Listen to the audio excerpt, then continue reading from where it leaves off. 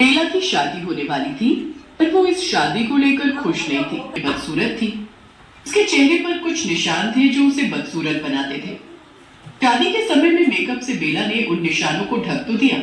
शादी के बाद किसी के सामने ये सच्चाई ना आ जाए, बेला सुंदर नहीं है, इसके लिए बेला बहुत चिंता में थी। एक दिन बेला कुछ सामान लेकर आ रही थी, तभी उसे सड़क पर एक बूढ़ी औरत बेहोशी की हालत में मिली। बेला के पास पीने का पानी था। उसने पानी के कुछ छींटे उस बूढ़ी औरत के मुंह पर छिड़के, जिससे बूढ़ी औरत होश में आ गई। बेला ने बूढ़ी औरत को थोड़ा पानी पिलाया। ये लो दादी माँ, थोड़ा पानी पी लो। शुक्रिया बेटी। दादी माँ, आपका घर कहाँ है? चलो मैं आपको आपके घर तक छोड़ देती हूँ। बेला बूढ़ी औरत को उसके घर तक छोड़ देती है। बस वही सामने ही मेरा घर है। वैसे तुम्हारा नाम बहुत सुंदर है बेला। दादी माँ, बस नाम ही तो सुंदर है, मैं तो सुंदर नहीं हूँ। अरे तुम निराश क्यों हो गई? तुम्हारा मन इतना सुंदर है, और जिसका मन सुंदर होता है वह तो सबसे सुंदर होता है। पर दादी माँ, आजकल मन की सुंदरता कोई नहीं देखता, सब बाहरी सुंदरता देखते हैं। कुछ दिनों बाद मेरी शादी होने वाली है, पर मैं बहुत बदसूरत हूँ। मुझे तो डर है कहीं मेरी शादी न टूट जाए।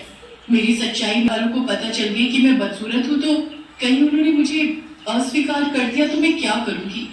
मेरे माता पिता बहुत दुखी हो जाएंगे।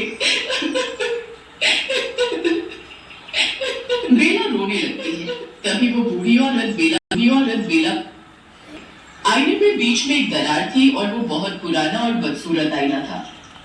बेला, एक बार इस आईने में अपने आप को देखो। पर ये आईना तो बहुत बदसूरत है दादी माँ, इसमें तो मेरा चेहरा साफ दिखाई भी नहीं देगा। बेटी, शायद मुझे तुम्हें अपनी सच्चाई बतानी ही होगी। मैं एक जादूगरनी हूँ। बहुत सालों पहले मैंने अपने पति के साथ मिलकर एक बहुत बड़े जादूगर से जादुई विद्याओं का ज्ञान लिया था। पर कुछ सालों पहले मेरे पति के देहांत के बाद मैंने जादू करना छोड़ दिया, और तब से यही अपना गुजर बसर कर रही हूँ। ये जादुई आईना मेरे पति की निशानी है। उन्होंने अपनी जादुई विद्याओं से इस आईने को जादुई बना दिया था। इस आईने में व्यक्ति की सच्चाई के अनुरूप ही उसका रूप हो जाता है।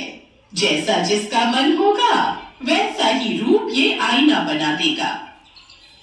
मुझे पूरा यकीन है कि तुम इस आईने में देखोगी तो तुम बहुत खूबसूरत हो जाओगी। बूढ़ी औरत के कहने पर बेला उस बदसूरत आईने में देखती है तो वह दंग रह जाती है। सचमुच उस बदसूरत आईने में देखकर बेला बहुत खूबसूरत हो गई थी। दादी माँ, मैं कितनी सुंदर हो गई। बहुत बहुत शुक्रिया दादी माँ, मैं कितनी खूबसूरत लग रही हूँ। बेटी, इस आईने ने तो तुम्हारी सच्ची सुंदरता को ही दिखाया है। जैसी तुम हो वैसा ही तुम्हारा रूप बनाया है। अब से इस आईने को अपने साथ रखना, रोज आईने में देखना। तुम हमेशा अपने स्वभाव की तरह ही खूबसूरत लगोगी। खुशी शादी के बाद अपने ससुराल में खूबसूरत आईने में अपने आप को देखा करती थी। एक दिन उसकी जेठ देखकर, बेला, पर आईना तो बहुत बदसूरत है, तुम इसमें अपने आप को देखकर कैसे तैयार हो जाती हो? मैं तुम्हें नया आईना ला देती हूँ। अभी माँ जी को बोलती हूँ कि तुम्हारे लिए नया आईना लाए। नहीं भाभी, वो ये आईना ना मुझे किसी ने उपहार में दिया था। ये किसी की निशानी है, इसलिए मुझे ये बहुत पसंद है।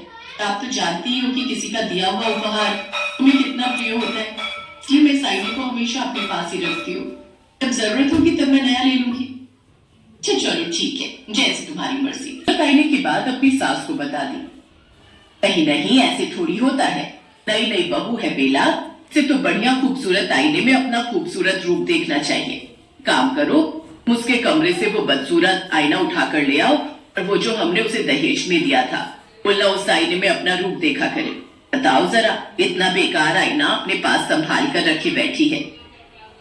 कहाँ मानने वाली थी? उसने बदसूरत आईने की बात अपनी सास को बता दी। कहीं नहीं, ऐसे थोड़ी। अच्छे से उसकी जेठानी वो आईना उठा लाई। तभी उसने उस आईने में जैसे ही देखा, वो एकदम से, माँ जी, आप इतनी बदसूरत कैसे हो गई बहू? माँ जी, मैं और बदसूरत? जरा देखूं तो। ये क्या हो गया? मेरे रंग रूप को ये क्या हो गया? मैं इतनी बदसूरत कैसे होगी माँ जी? जरूर इस आईने में देखकर ही मैं बदसूरत हुई हूँ। कहीं ये जादुई तंत्र मंत्र वाला आईना तो नहीं? तभी बेला की सुषमा, ये तुम्हें क्या हो गया? सूरत कैसे हो गई? ये सब देवर जी की पत्नी के कारण हुआ है, उसी बेला के कारण। ये देखो, उसका ये बदसूरत आईना देखकर ही मैं बदसूरत हुई हूँ। अभी ये कैसी बातें कर रही हो? खाओ जरा, मैं इस आईने में देखता हूँ। ये देखो, मुझे तो कुछ नहीं हुआ। भैया आप देखो। हाँ सुषमा, मैं तो कुछ नहीं हुआ। देखती थी, आज उसने आईने में नहीं देखा और वो फिर से अपने बदसूरत रूप में ही थी।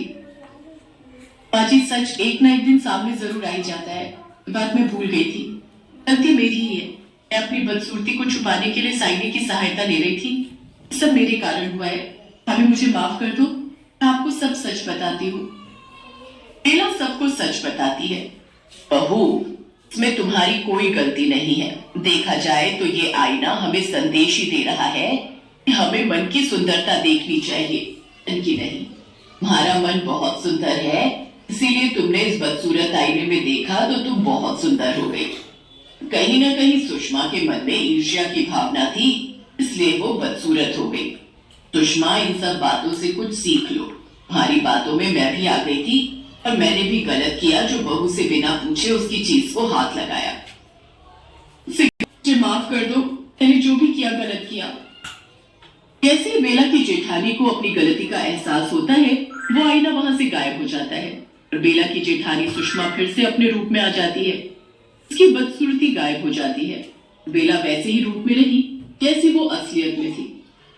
बेला, मुझे तुम ऐसे ही बहुत सुंदर लगती हो। मुझे दिखावे की सुंदरता नहीं चाहिए। मुझे अपनी बेला ऐसे ही पसंद है। बिल्कुल, बहुत सुंदर है, लाखों में एक। बेला की खुशी का ठिकाना नहीं था। उसे दुनिया से अपने सच को नहीं छुपाना पड़ा और उस दिन के बाद वो उसी रूप में रही जैसा रूप उसे मिला था। और उसमें भी वो बहुत खुश थी क्योंकि उसे अपनों का प्यार मिल गया था।